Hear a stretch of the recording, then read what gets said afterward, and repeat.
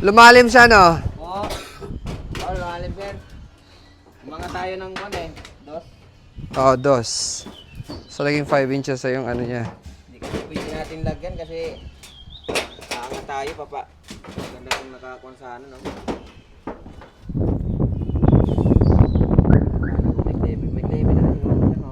Meron yan. Overflow eh. Hindi, tsaka ito. Ito ang problema dyan. Kaya nga, mga tayo dyan. Pa-slanting natin yung ano, ha? Tapos sir, ako na Pa-slanting. iwan natin dyan. Tapos i-grind na lang dito. Video slanting. Oo.